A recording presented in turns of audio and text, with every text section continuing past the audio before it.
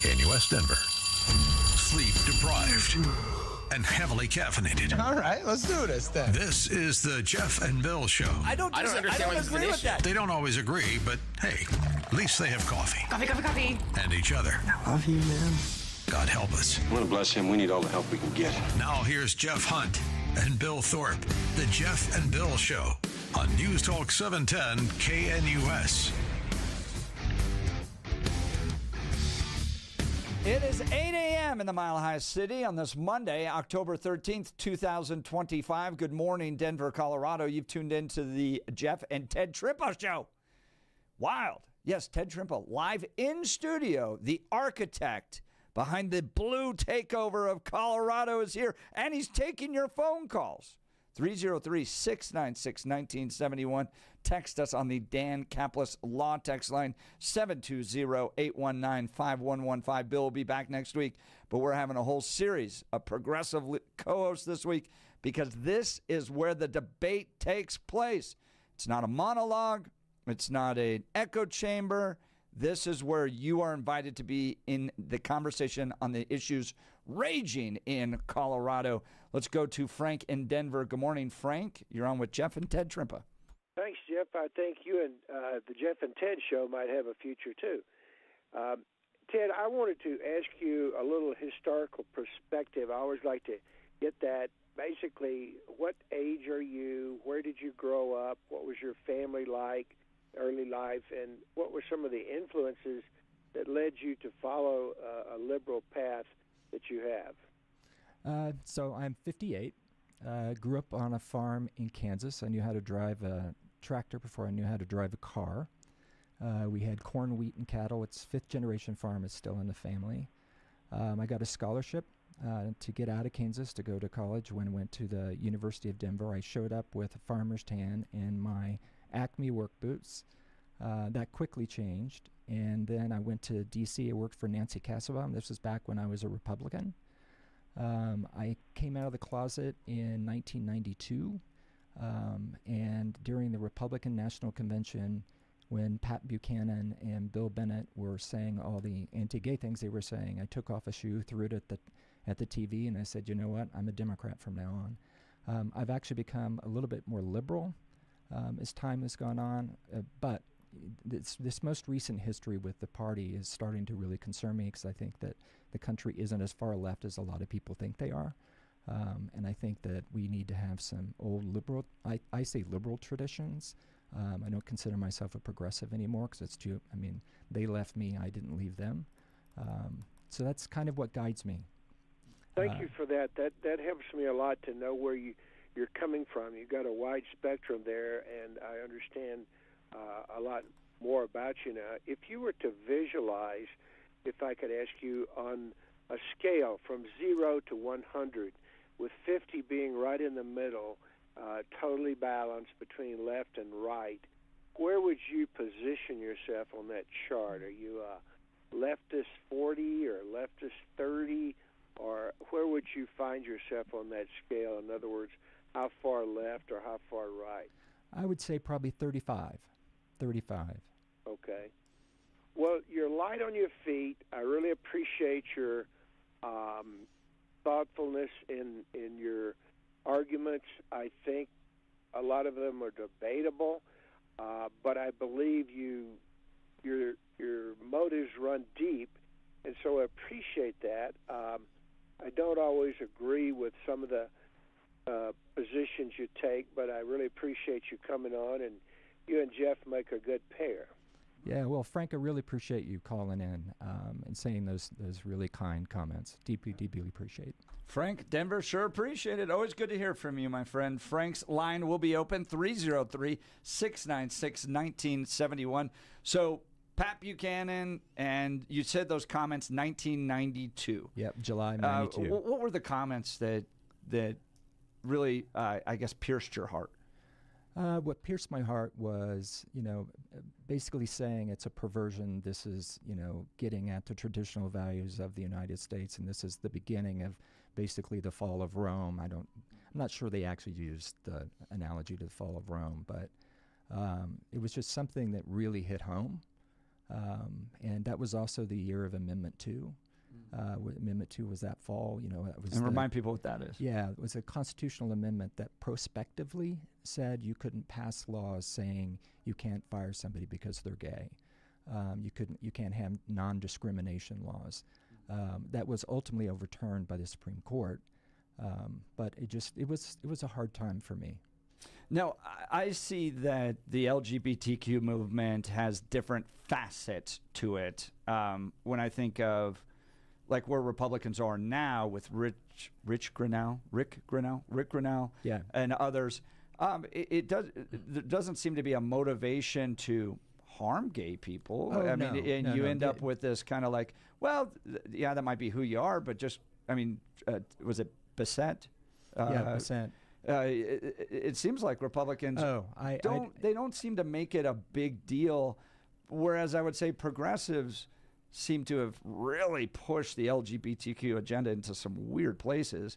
I mean, do you see that? I definitely see that. Yeah. What's unfortunate is a lot of the LGBTQ groups have basically just become democratic organizations and taking positions that don't necessarily directly relate to the community. And I think that makes it difficult for us to actually have the kind of impact we want, because you don't see it as the organization about us. You see it as an organization about a party. And I think that that's unfortunate. The other thing, and in terms of Republicans, I mean, we get all kinds of support now. I mean, it is night and day. I don't have a complaint. So what's stopping you from coming back to a Republican? Well, my politics have changed, Jeff. So I'm not going to do that. The one thing, though, is really unfortunate, though, is the transgender issue and how that's become such a hotbed. And I think that the community, a number of us, mishandled it in the beginning. I don't think it would have become what it's become today. And a lot of people are leaving them on the curb. And I think that's really, really unfortunate. The transgender community. Yes. But I mean, there are people saying now that why should the T be in LGBT? And right. I mean, they've been on my show, Gays Against Groomers. Yeah, I just fundamentally disagree. Do you think somebody can change their gender? This is a matter of what you identify as. It's gender. It's the reason why it's called gender identity. Right. It's a matter of, and the only person who's going to know who they identify as is that person. And the percentage of people that this affects is really, really low. And the fact that we're going after them with such fervor is ridiculous. I mean, we've mishandled the surgery issue. We've totally mishandled the sports issue. I mean, they have weight classes for wrestling. Why couldn't they do something like that for sports? So you would support in the beginning biological men or a ban on biological men competing in women's sports. You don't think that should take place? Depends on the sport. Would depend on the sport. Yeah, I mean, like chess. Because I don't think anyone's going to care about. But if you're playing like track or basketball, there's clearly differences that take place there. No, and you have to take that into consideration. I mean, it's not fair to the women. I could completely get that, and we have to figure out how we deal with that. Life isn't perfect. So if we have you identify as one sex and you can't participate in that sex's sports, well, then so be it. Figure something else out. Figure another lane that they can compete in. Compete against people that identify as the same sex, but make that, like a weight class. I'm way in the minority, within the community when I talk like this, but I just think that if we continue to fight like we're fighting like this, it's only going to get worse. And I don't know how you back up a train, because when you have a president saying there are only two sexes, that is so detrimental to kids that's just not the case for them. It's shocking to me that we would do that. Even if you said that there was a gender identity and there was 70 plus gender identities, there's still, at the end of the day, just two sexes. Yeah, I get that, but the rhetoric around it is that that trans doesn't exist. That's the rhetoric around it, and it's an argument I have with my right-wing husband all the time. But I mean, I think. So would you see gender dysphoria as a mental health issue? It's a mental health issue, but it's a mental health issue that's addressable. I mean, it's a diagnosis. It's a diagnosis that you have, gender dysphoria. So then that would mean that you identify as a different sex. And the only person that's going to know that is that person. And we need to be protecting them. Now, should they be getting surgery at 5? No.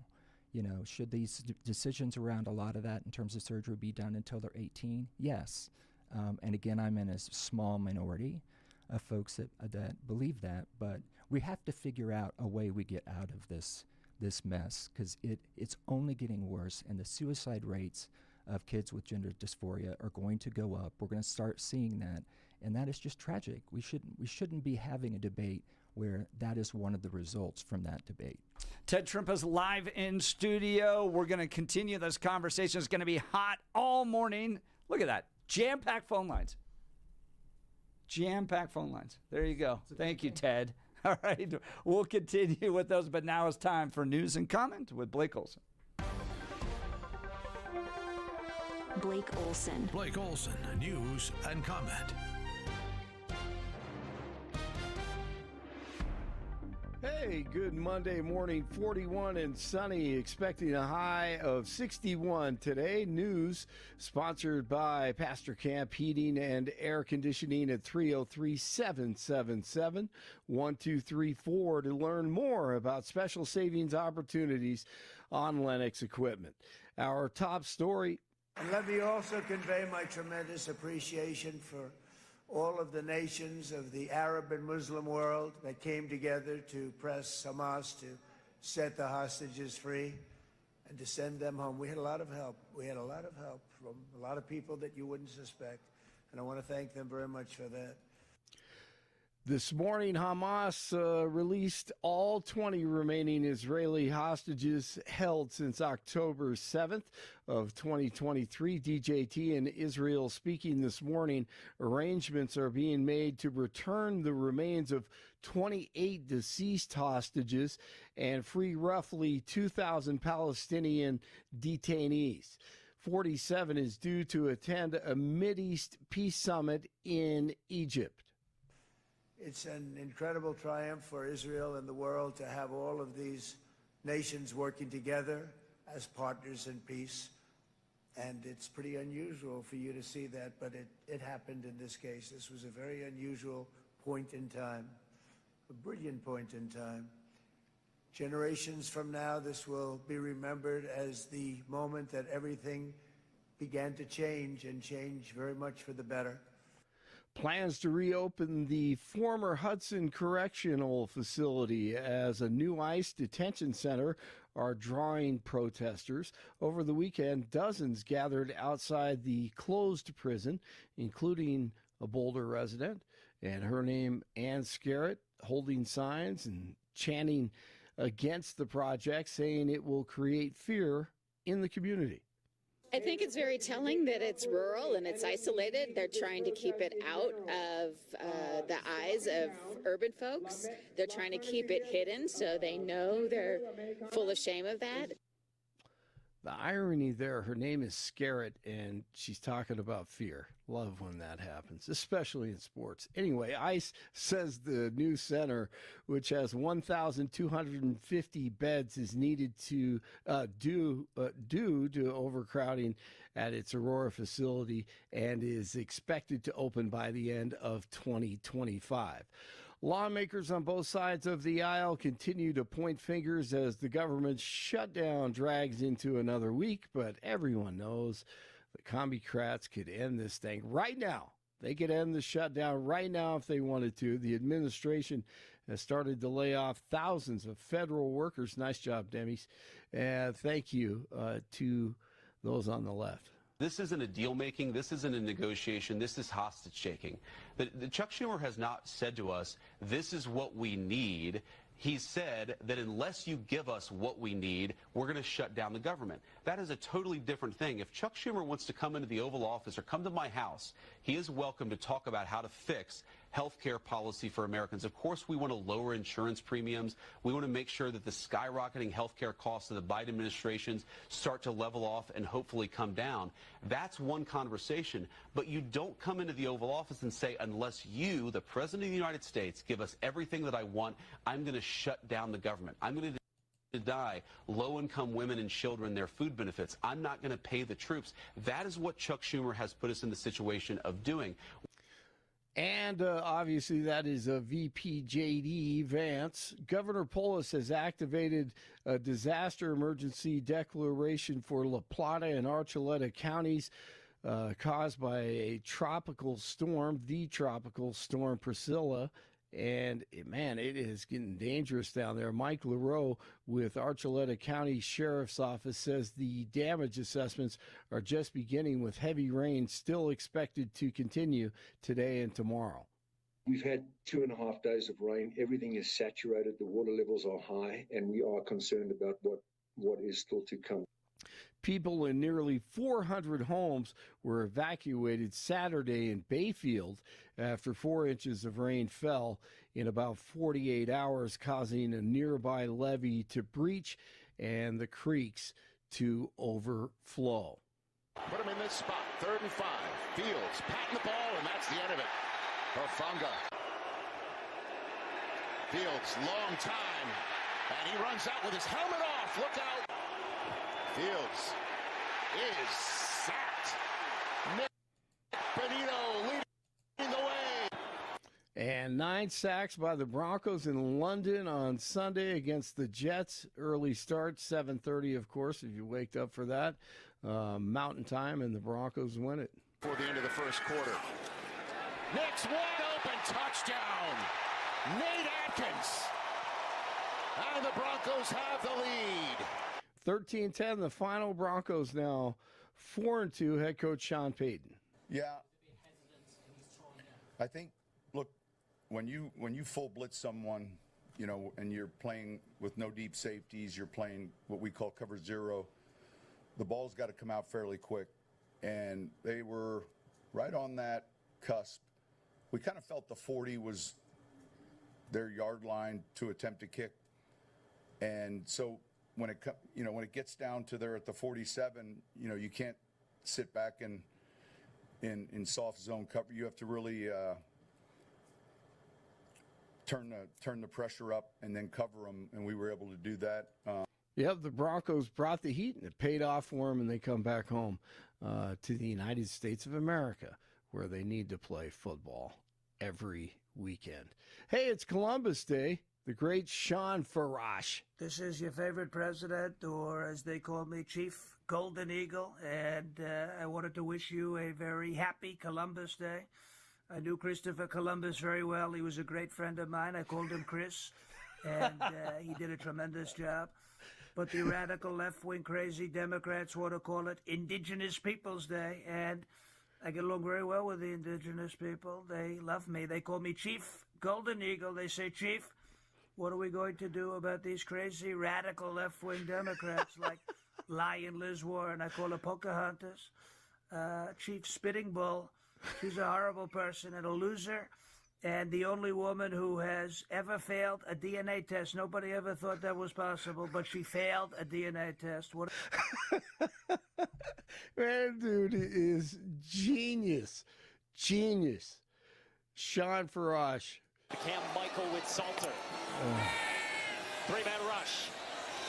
Salter with time. He floats one back in the end zone. Williams. Touchdown, Colorado.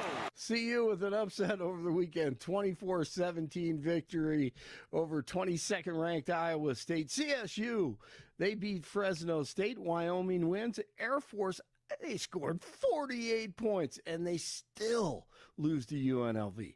UNC with a huge win in front of the homecoming crowd at Idaho at Kibbe Dome. Number 11, Idaho goes down. UNC with a big win. They're now 1-1 in the Big Sky Conference. Baseball, the NLCS starts today. The Brewers and the Dodgers in Game 1. 39 in Littleton, 37 in Golden, 41 in Denver. Jeff and Billy continue with Ted in Billy's chair, and it's going to get hot right now. Blake Olson, News Talk 710 KNUS. There's still a bit of a trickle of subtropical moisture around, so Colorado will see a mix of cloud, sun, and a few widely scattered showers still as a possibility. Temperatures will be in the low to mid-60s today. Overnight, low temperatures will be down into the 40s with a few evening showers. Warmer Tuesday and Wednesday, back to the 70s, partly cloudy and fair, then cooling down. Maybe some showers again as we work our way into Thursday and Friday as the next front will move in mid to late in the week. Meteorologist Don Day in the 710 KNUS Weather Center.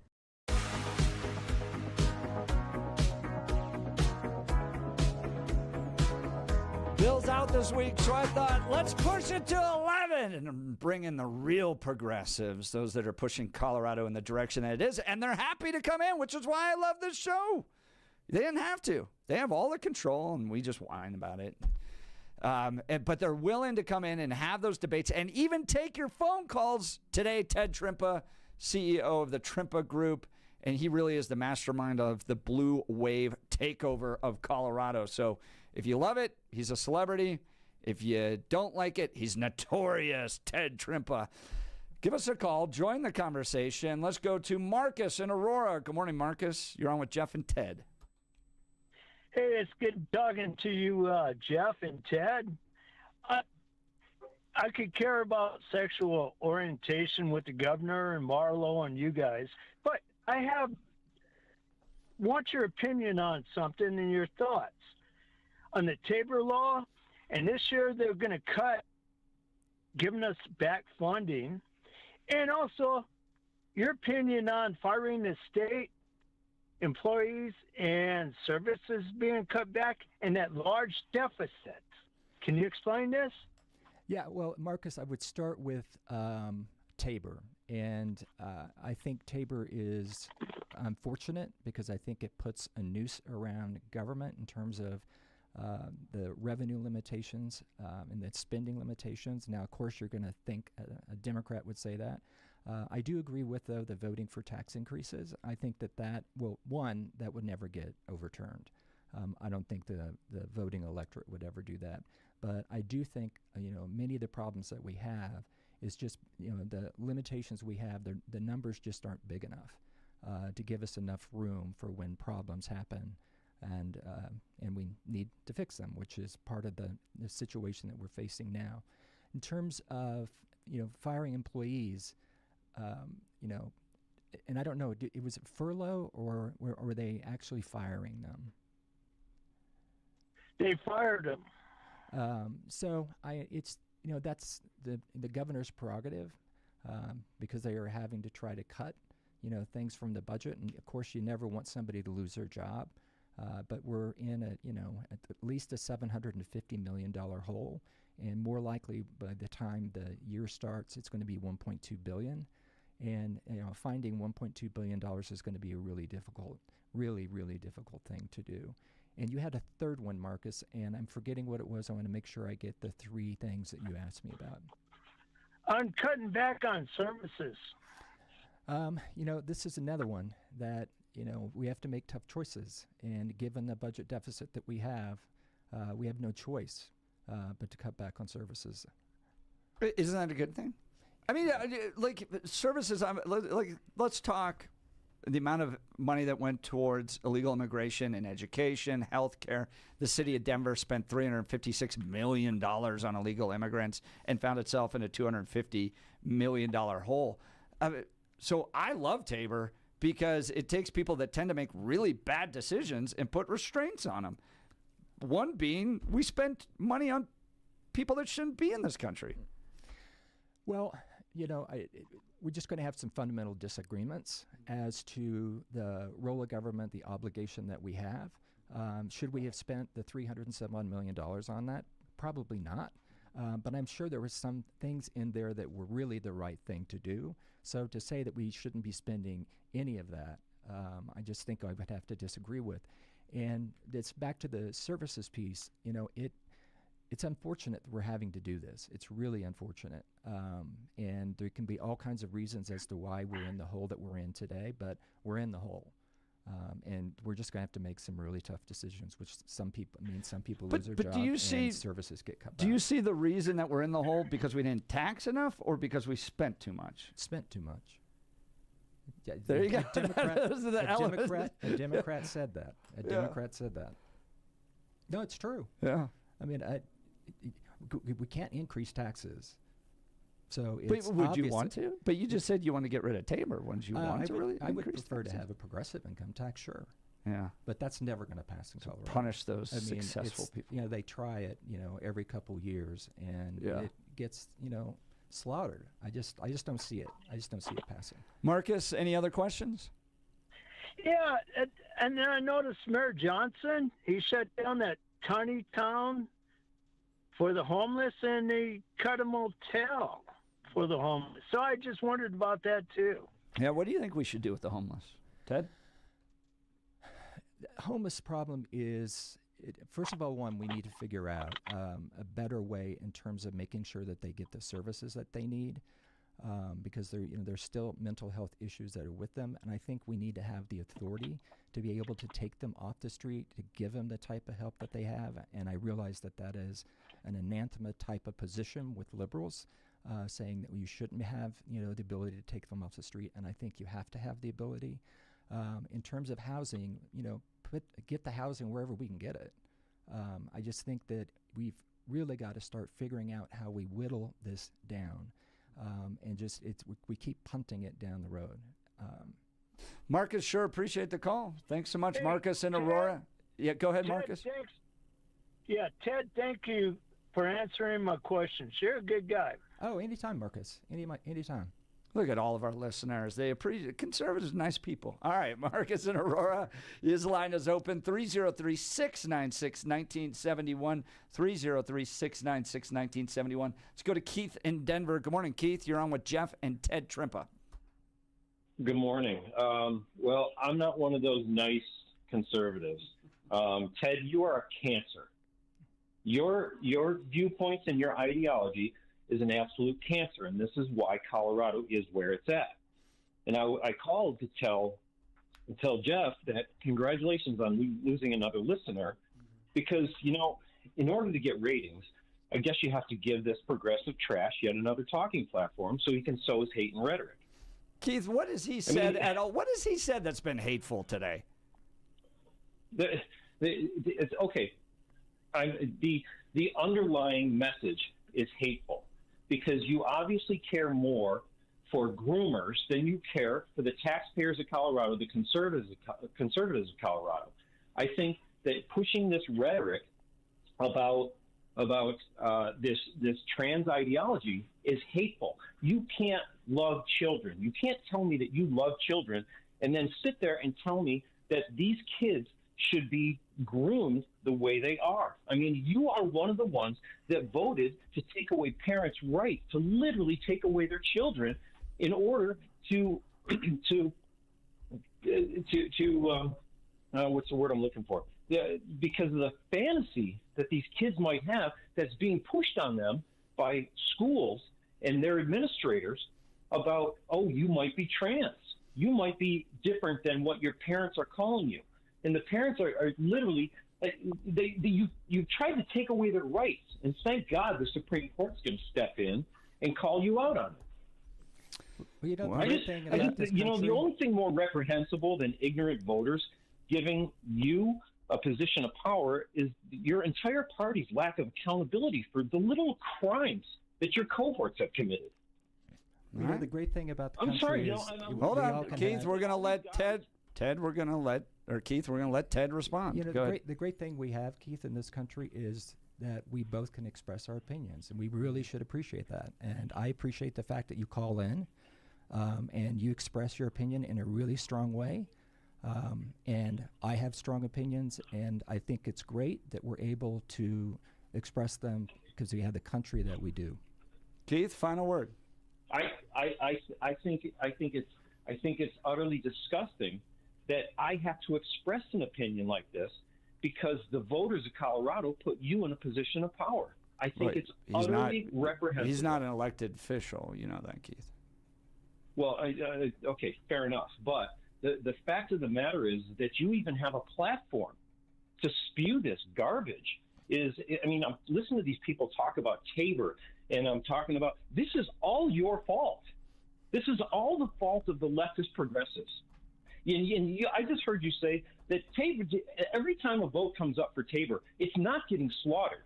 It's winning by an incredibly small margin. And your party basically just undermined it again with this last bill that for the property taxes. You know that you're doing this in order to ultimately undermine TABOR. All of you people who keep voting this way, get the hell out of this state. You're destroying it. You are a cancer. All right, Keith. His line will be open, 303-696-1971. I mean, I asked you that question early on, if you felt like the state that you guys have been able to build is thriving, and you think it is. Oh, I think we are in a much better spot than we were. I mean, I think that Democrats are making smart decisions. I'm worried that we have almost too much control, so therefore the possibility of we do some things that could be a little bit too far left. But I think all in all, I'm happy where it is in terms of the policies that our legislature's passed. Like which ones? Family leave, that passed the ballot. Yeah. So things like that. Out of everything, the housing crisis we're facing, the crime, all that stuff. Well, Jared has done a decent job of starting to address the housing crisis. I mean, he has, across the board, figured out ways to decrease costs for Coloradans. He's been doing that around healthcare. He's been doing that around drugs. I think we've got to give some credit where credit's due, and people are going to disagree. Keith obviously is going to disagree. Yeah. But that's the nature of the system, and if people don't like the policies that are being adopted today, then elect different people. Mm-hmm. I got to be honest, when I look at the state, I don't think there's a single thing that I look at that I go is better today than it was 25 years ago. I think crime's worse. Drug overdoses are worse. Homelessness is worse. It's more expensive. We're more taxed. It's harder to live in the state. I see people leaving. I think we're at a net migration at this point. And I just, the idea that Jared Polis is going to start to address this, I go, this guy has been in power for 2 terms now. Why is he, I guess what's hard for me is there's no sense of pivot that takes place that's like, well, gosh, maybe bringing in 40,000 illegal immigrants wasn't the best thing to do in this state. Well, I mean, the illegal, the immigration issue, the illegal immigration issue, none of that should have gotten to the point that it did. And I think a lot of that has to be blamed on what we did at the southern border. I mean, I do think that there is some blame that goes to Democrats around this. This is something that should have been addressed before. It unfortunately then became a political issue when they had the bipartisan deal in order to address some of this, and Trump went in and killed the deal because he wanted to be able to run on the issue. I do think, though, that what Jared's been approaching and what Jared has been doing in the state is a good thing. And, he got the agreement, the oil and gas companies and environmentalists to sit down at a table and actually come up with a way to coexist. And to have something like that happen says a lot. You think that I talked to oil and gas execs who said he came in and said, I'm shutting you down. I hate your industry. And he's overburdened them with so much regulation that they can hardly operate. Ted. They aren't getting together because they want to. Hey, it was a deal. It was an agreement. So that's... Ted Trimpa's joining us.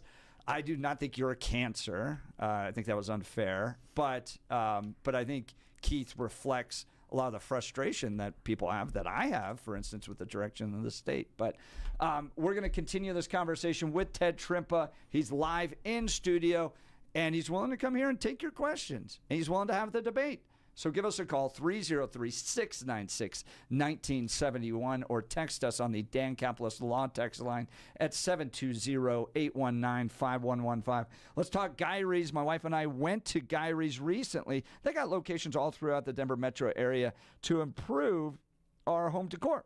They have an incredible selection of Hunter Douglas custom blinds, shades, and shutters. These things work on remote controls. My blinds go up with remote controls.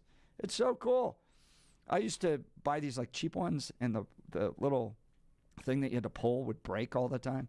So we finally got some nice ones. My wife loved working with the personal design consultant at Gyrie's, where she got to ask lots of questions. Then they came out to our house and brought samples of the blinds, samples of the paint, all that stuff. We got to see how it would look exactly in our home. It was a fantastic experience for us. We've been thrilled working with Gyrie's. Go to Gyrie's.com, GUIRYS.com,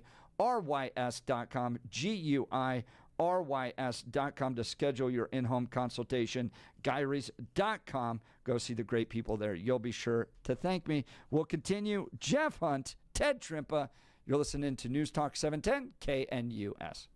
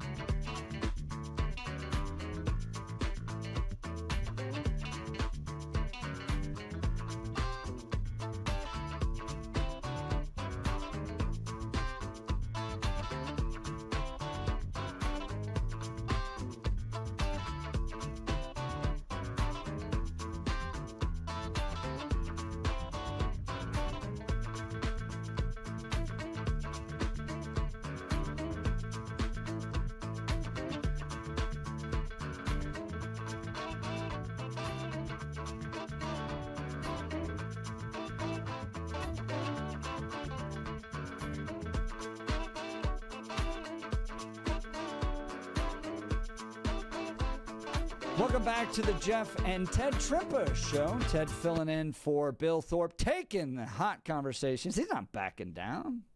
Could take the heat from a caller. Let's go to Joe in Littleton. Good morning, Joe. You're on with Jeff and Ted Trimpa. Hey, good morning. First of all, I want to state that I'm a native of 77 years, fifth generation, and I think Colorado's a pit right now due to the Democratic Party. I did read the Blueprint book. I would like to just, if I may, go down and why I think it's a pit. I'll try to do it quickly, and then if he wants to say anything, fine.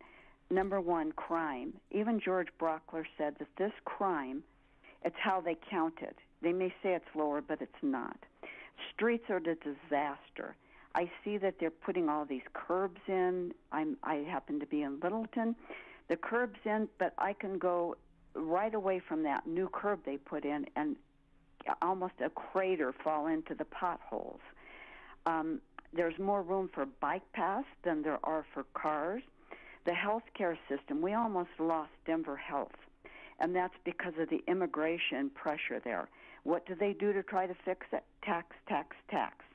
We were fourth in economic. We're 41st now.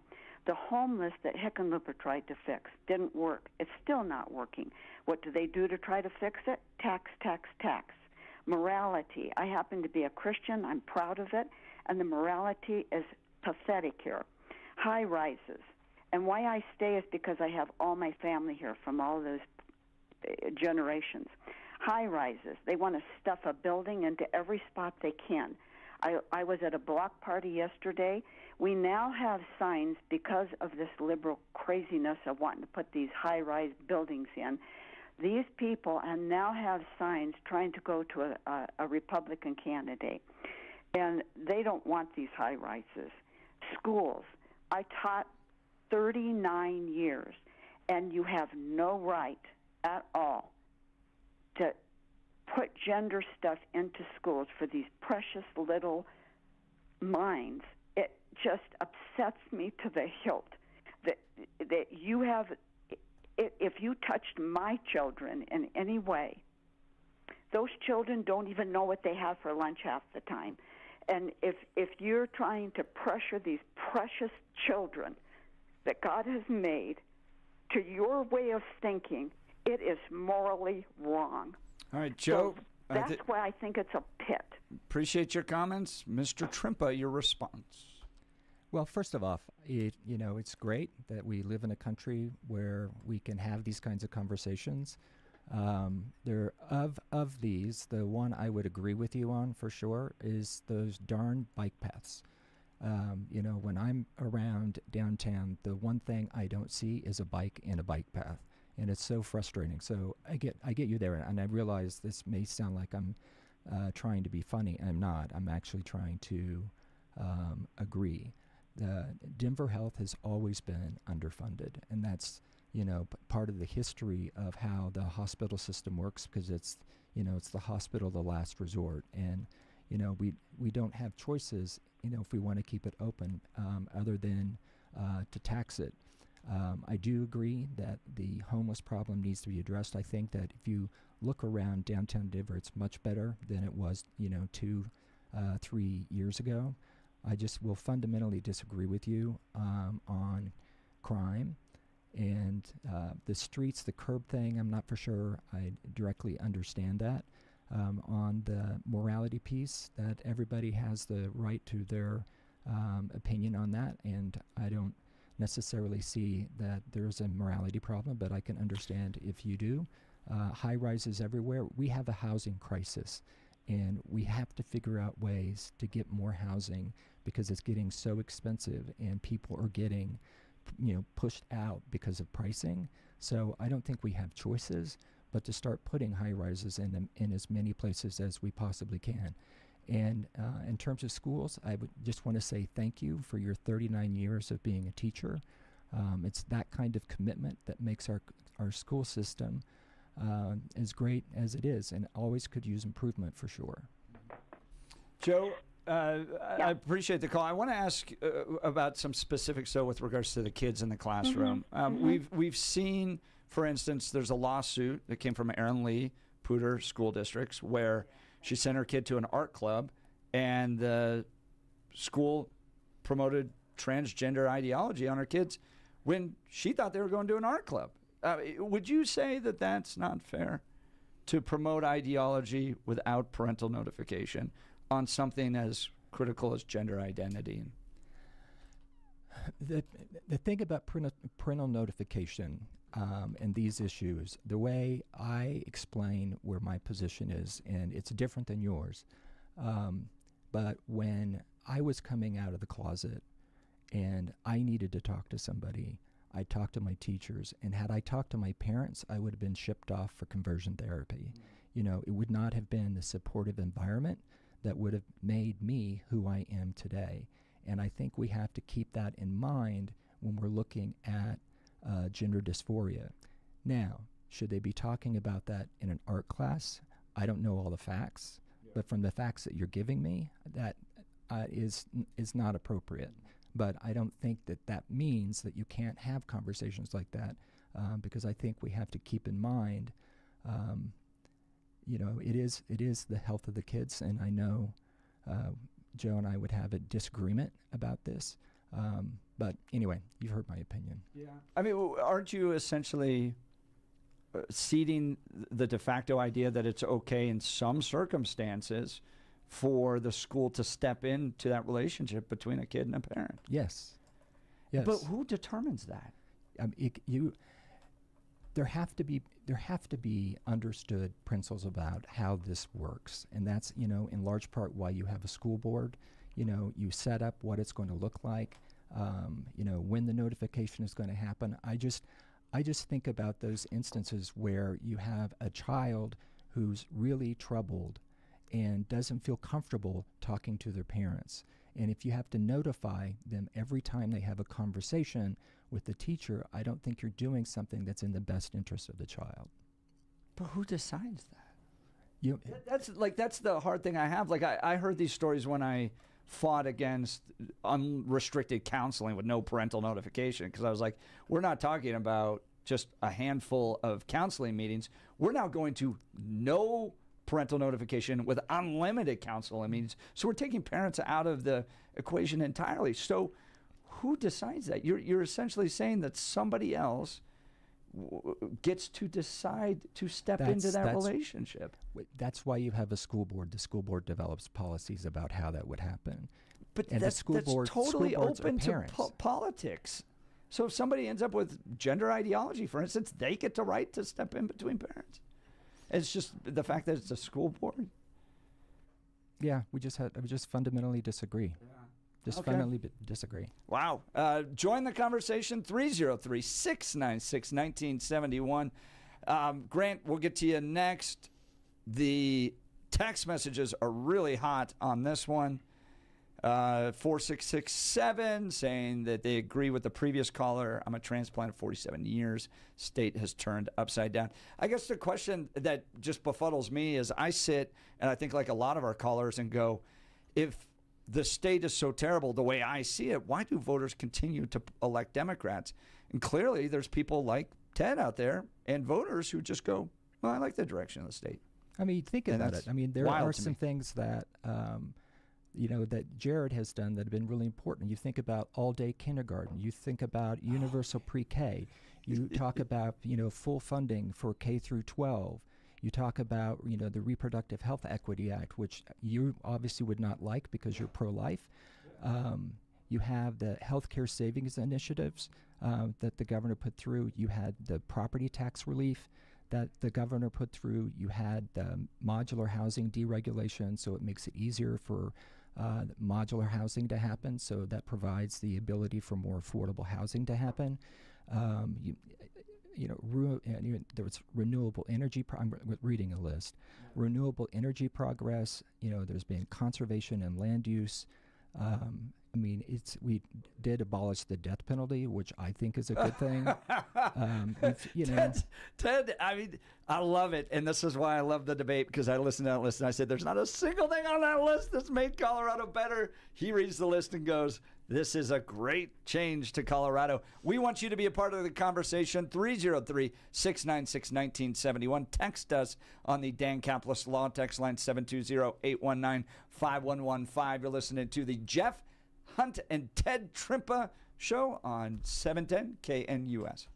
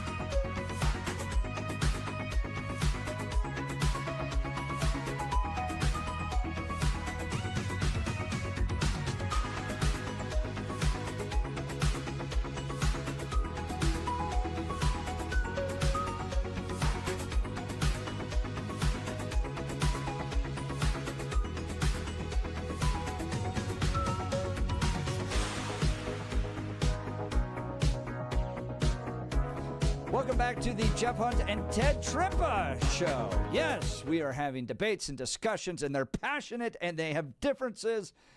But I appreciate Mr. Ted Trimpa being live in studio with us. Let's go to Grant in Conifer. Good morning, Grant. You're on with Jeff and Ted. Hey, good morning, guys. Question for Ted. Gentleman asked you earlier what you placed yourself on a scale of 1 to 100, and you said a 35. I'm wondering what number 1 looks like. Oh, in terms of the scale on how progressive and liberal you would be? Correct. Number 1 probably would be, state ownership of, basically the borderline between socialism and communism.